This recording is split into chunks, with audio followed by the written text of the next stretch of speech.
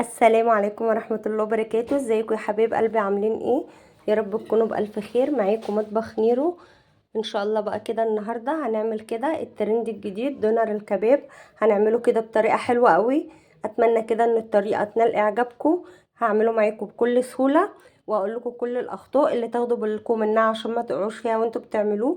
بجد الترند حلو قوي، بس في اخطاء لازم ناخد بالنا منها واحنا شغالين. عملته كده بكل سهولة. وعملت كده الصوص الاحمر اللي نحمص فيه العيش الطريقه الاصليه بالظبط، وهيطلع معاكي كده متماسك القطعه بقطعتها ما شاء الله اللهم بارك بالشكل ده. وهقول لكم كده كل التركات اللي بجد تخليه مختلف معاكي وطعمه حلو قوي. ان شاء الله كده نعمله مع بعض بكل سهوله والطريقه تنال اعجابكم. تعالوا بقى كده نشوف الطريقه. انا هستخدم كده كيلو من اللحمه. خليك كده الجزار حطيلي عليها 100 جرام كده من الدهن، وفرمها لي برده مع اللحمه بالشكل ده. مش هتفرق قطعيه اللحمه خالص. لو انت حابه تستخدمي لحمه ضاني هتبقى حلوه، لحمه بقري، لحمه جاموسي، اي نوع لحمه عندك متاح استخدميه، كله هينفع ويبقى حلو. برده مهم جدا ان قطعيه اللحمه تكون كده حته ناعمه، تكون من الرقبه، تكون من السن، بلاش تكون حته ناشفه عشان تبقى طعمها حلو كده واحنا بناكلها. كيلو اللحمه هستخدم له كده 3 بصلات كبار. لو البصل صغير استخدمي 4 بصلات. هستخدم كده نص معلقه من الثوم المفروم، دول مثلا مقدار فصين توم او 3. مش هكتر توم برضو كتير لان احنا مش بنحب طعمه قوي في الاكل. التوابل اللي انا هستخدمها: بابريكا مدخنه ربع معلقه، ونص معلقه كده من بهارات اللحمه، نص معلقه برضو من الملح، ربع معلقه فلفل اسود، رشه كده من جوز الطيب. هنزل كده بالتوابل. هستخدم برضو كده كوبايه من الزبادي بالشكل ده. هنزل برضو كده بمقدار كوبايه من الزبادي. وبعدين في المرحله دي نعجن اللحمه بقى كويس جدا مع التوابل مع الزبادي. ممكن برضو تحطها في العجينه، انا هديها عجنه كده بايدي، يا اما تحطها في الكب، يا اما تقعدي تعجني كده فيها لمده 10 دقايق متواصله لحد كده ما الانسجه كلها كده تبقى تعمل خيوط كده مع بعضها. ده اللي هيخليها كده تمسك. انا عشان اسهل على نفسي هحطها برضو كده في الكبه. ما تقلقوش خالص من الزبادي، بل بالعكس ان هو هيطر معايا اللحمه. هفرم بقى البصل الاول عشان ما ينفعش احطه كله مره واحده. البصل ده كده مش هيتفرم معايا لو حطينا كله مره واحده. هفرم البصل وارجع لكم تاني. فرمت كده البصل اهو بالشكل ده. هنزل بقى كده باللحمه وابدا افرمها برده في الكبه. بسم الله. هنزل بقى كده باللحمه، هنزل بنص المقدار، وبعد كده هنزل بالباقي عشان برضو يتفرم معايا كويس. جبت بقى ورقه من الزبده كده بالشكل ده ودهنتها برضو دهنه زيت. هبدا اخد كده كوره. بسم الله. ما نتخنهاش قوي برضو عشان احنا عايزينها تبقى رقيقه معانا. وابدا كده افرد. عايزينها تبقى رقيقه معانا خالص. هقوم جايبه كده كيس من اللي هو بتاع التلاجة وفردته بالشكل ده. واجيب بقى كده نشابه وابدا اضغط عليها كويس جدا عشان تطلع متماسكه معايا زي ما شفناها كده في الترند اللي نازل المكسر السوشيال ميديا. وهفرد بالشكل ده.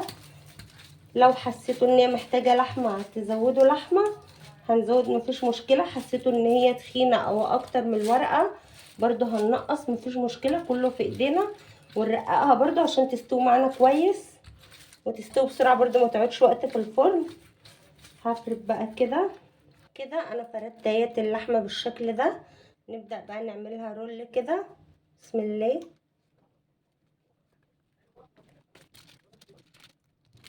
وادهن الصاج برضو كده دهنه زيت خفيفه، واقوم حاطه بقى كده، واقوم جايبه كده ورقه زبده مقطعاها كده على قد الصاج، واحط عليها برضو نقطه زيت.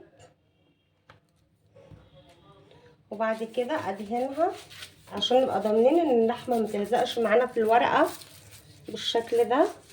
واحنا بنفكها بقى تبقى سهله معانا خالص. نحاول نخلي القطعه مش كبيره عشان برضو احنا عايزينها تبقى رقيقه. وافرد كده بايدي. وبعد كده اقوم حاطه بقى كده الكيس وابدا افرد بقى كده. بسم الله. لو ما عندكيش النشابه هتجيبي كده الرول، وما يخلص استخدميه زيه زي النشابه بالشكل ده.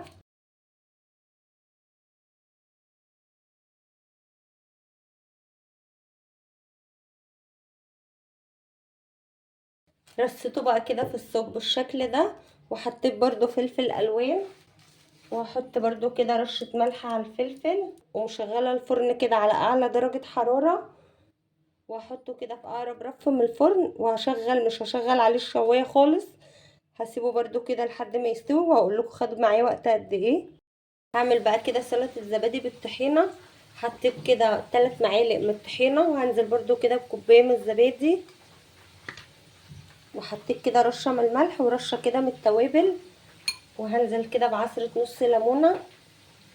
هزود كده كمان مقدار كوباية من بتاع الزبادي دي على الطحينة، وهزود كده برضو معلقة من الخل، واقلب ده كله كده بقى مع بعضه لحد كده ما الطحينه تفك مع الزبادي والميكس كله يتخلط مع بعضه. الدونر طلع معايا من الفرن، وكان فيه السوائل دي كده. انا خدت السوائل دي كده وحطيتها كده مع معلقتين من الصلصه وفصين من الثوم، وهبدا اشوحهم بقى. وهنزل كده برضو برشه من الفلفل الاسود، رشه برضو كده من الملح، رشه برضو من البابريكا المدخنه، واقلب ده بقى كده على النار ياخد غلوه، وبعد كده هطفي عليه. كده بقى الصلصه اهي اتسبكت معايا وغليت معايا. بقى العيش اللي هو التورتيلا ده هحط كده، انزل بقى بالصلصه بسم الله، واقوم مطلعه بقى كده. ما تسيبوش كتير يا بنات عشان هو مش بيستحمل اصلا. وهحط برده هكرر العمليه كده تاني، العيش ياخد كده من طعم الصوص ده، بجد بيبقى حلو قوي.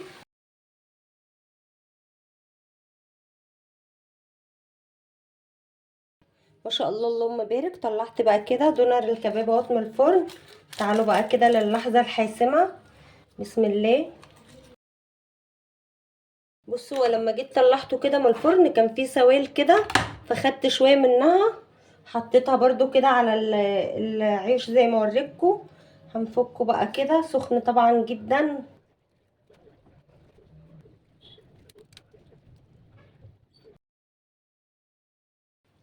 بصوا ما شاء الله اهو، هو طالع على فكره متماسك معايا الشكل ده. بصوا اهو هو متماسك، بس انا طبعا كنت بحاول افككه لانه سخن جدا. بصوا متماسك معايا ما شاء الله. على فكره الوصفه حلوه.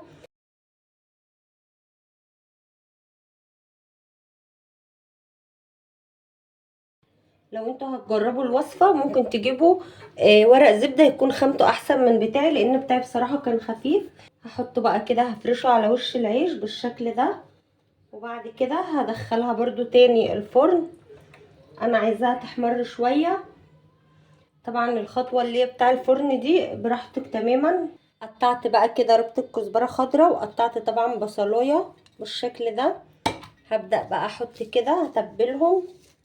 هحط كده رشه من الملح، وهنا برضو على الطماطم دي. وهحط برضو كده رشه من السماق، نزود السماق شويه بيديله نكهه حلوه قوي. وابدا ادعك بقى كده البصل مع الكزبره بالشكل ده. وهعصر برضو كده ليمونه، واخد شويه كده هنا، والباقي برضو هحطه كده على وش الدونر. ما شاء الله اللهم بارك. كده طلعت اهوت من الفرن بالشكل القمر ده. وحطيت بقى كده حمرت بطاطس برضو، ودي السلطه اهي، ودي سلطه الطحينه. ونحط بقى كده نعمله السندوتش في العيش كده مع الصوص الاحمر ده بعد ما اتحمص كده في الفرن. ما شاء الله اللهم بارك. انا عايزه اقول لكم ان الريحه هنا خطيره وقلبه المكان، بجد حلوه قوي يا بنات. ما شاء الله اللهم بارك. كده بقى بالشكل ده، ده شكل الدونر الكباب اهوت. عملنا كده في البيت بكل سهوله. على فكره الوصفه سهله جدا، ما خدتش معايا وقت خالص. وحبيت برضو اشوي معاه الفلفل كده اللي هو الرومي ده، بيدي طعم حلو كده في الاكل. وبرضو نعمله كده سندوتش هيبقى ميكس حلو. كده بقى خلصت وصفتي النهارده بالشكل التحفه ده.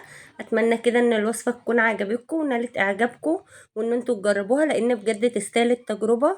ولو عجبكم بقى الفيديو ما تنسوش تشتركوا في القناه، وتدعموني كده باللايك والشير وكومنت حلو كده من ايديكم، لان دعمكم ده هيفرق كتير، وبجد هيخلينا ان انا اقدر اكمل معاكم. واشوفكم بقى على خير في فيديو جديد.